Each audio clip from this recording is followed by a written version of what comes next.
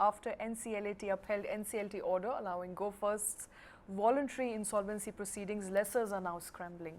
They're scrambling for options. This is something that we've been keeping a close watch on. We broke that story last evening. But now that lessors don't have many options, they have been advised by NCLAT to go back to NCLT. That, of course, is one of the options they have, Karthik. That's right, Shweta. So let's look at this in context and what really happened. Now, if you look at the timeline, Go First had faulty Pratt & Whitney engines. Go First, despite apparently its best efforts, could not get those engines replaced or rectified. Many people said that their contracting was weak and hence they didn't have the right negotiating power given their overall fleet size, etc. But all that aside, Go First had faulty engines. Pratt & Whitney was the supplier of those faulty engines, could not maintain those engines. 50% of the Go First fleet was grounded. Fewer aircrafts in the skies, obviously lesser financial incentive for the airline, and in fact the airline also said that it is going through a financial crunch, a financial crisis, and before it sort of exploded way out of proportion, it decided to voluntarily plea itself in the insolvency court. So it went to NCLT and filed an application for insolvency. After about a week of evaluation, NCLT, National Company Law Tribunal, accepted Go First plea and inducted it into insolvency. The interim resolution professional got appointed to take interim charge of operations at the company. As of this moment, all Go First fleet has been grounded. Go First is not in the skies. Now, what does this do?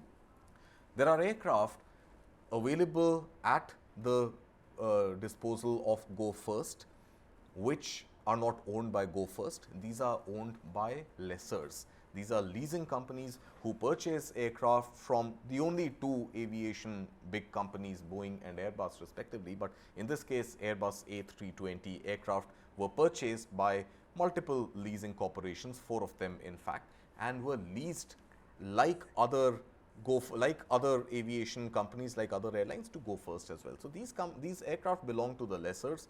The lessors lease these out to an airline, and the airline pays a rent on these aircraft. Right now, since the aircraft are all grounded and since Go First has gone into insolvency proceedings, it is neither paying rent to the lessors to use these aircraft, and even the lessors cannot take their aircraft back and deploy them somewhere else where they can get some yield on their investments. So the lessors decided to appeal against the NCLT order and went to the appeals court, NCLAT. Now, NCLAT yesterday upheld the NCLT order and said that it will not do anything to undo the ruling given by NCLT for the lessors to get their aircraft back, and in case there is any negotiation or any reconsideration that needs to be made, it will be made by NCLT. So, in short, the lessors can go back to NCLT, put in a request, put in a plea and ask for the aircraft back. Now, my assumption here would be that they would want only the serviceable aircraft back and not the ones which are grounded because of faulty engines, because how do you redeploy them, or how do you even fly them out of the shores of India or out of wherever they are parked in their parking bays?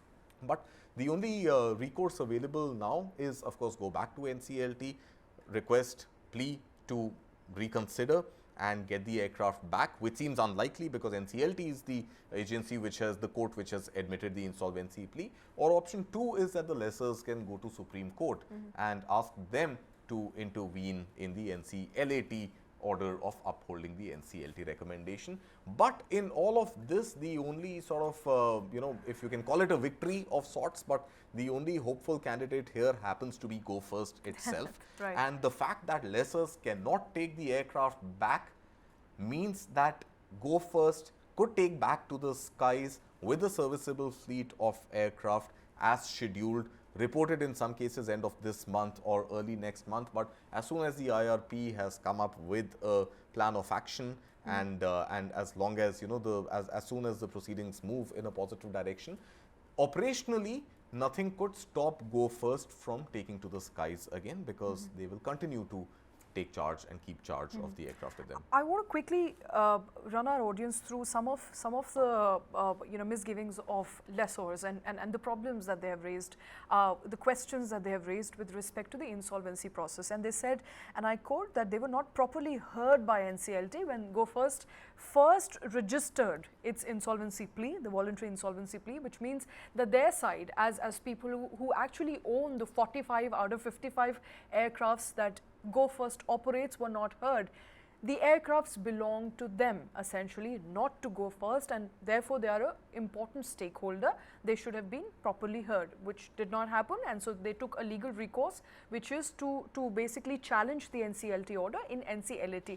With NCLAT now asking them to go back to NCLT, it appears that the doors on getting a legal recourse from NCLT is officially closed. Right. So my understanding of this is the only way out for them is to perhaps go to Supreme Court, and that could be a very long drawn process.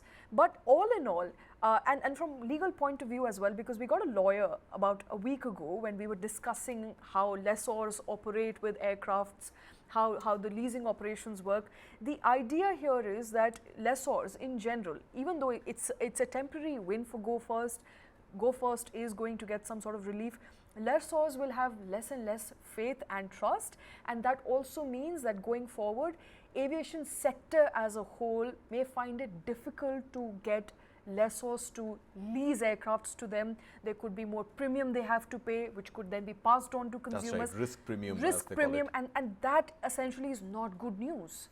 You're right, Shweta. So it is from a standpoint of faith and trust in the Indian ease of doing business fundamentals, trust in profitability and longevity of airlines operating within India or Indian carriers even operating outside of India.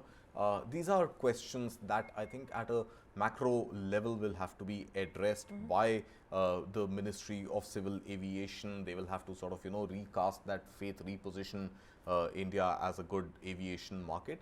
But again, I think the lessors also should have taken cognizance of the state of affairs at Go First in time, and Go First of course was quick to move the court and sort of file for insolvency, but the lessors were also not really in any tearing hurry at that point to come to the court and make their case heard and make a solid motion against Go First's insolvency. Okay. So, yeah, I mean, overall it could add a risk premium. There is nothing stopping them from doing that. But at the same time, there will have to be fair market practices at play. The risk premium should not be restricted to one airline. It has to be market wide. But at a time when we've seen record order books by Air India, 450 plus aircraft being bought, there is, of course, a market leader, Indigo, by leaps and bounds with a large enough fleet and good sort of operations, smooth operations underway. And overall, the yield on the aircraft leased coming back to the lessors on time. See, even in this case, the lessors should not complain much, because if Go First takes to the skies quicker, they start getting their yield on their leased aircraft as well. I'm reading something very interesting, and essentially the idea that lessors were sitting ducks is also being questioned here, because and these are newspaper reports that between May 4th and May 9th, which is a day prior to Go First going to NCLT, lessors sought deregistration and repossession of the 45 of Go First's 55 aircraft. They also went to DGCA to allow them to repossess and fly out planes using their irrevocable deregistration and export request authorization, also called IDERA, which empowers lessors to get their aircrafts deregistered. However, that took time, and on 10th of May, Go First went to NCLT.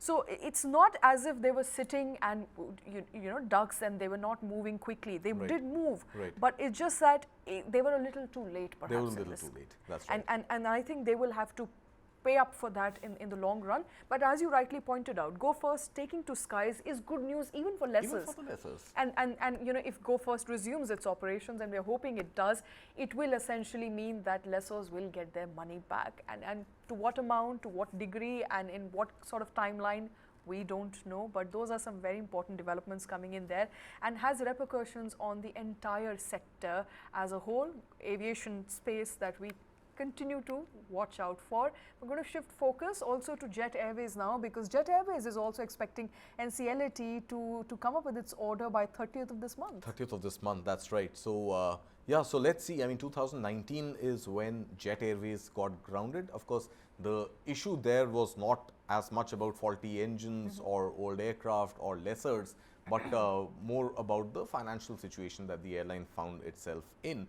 And of course, management has changed hands a couple of times.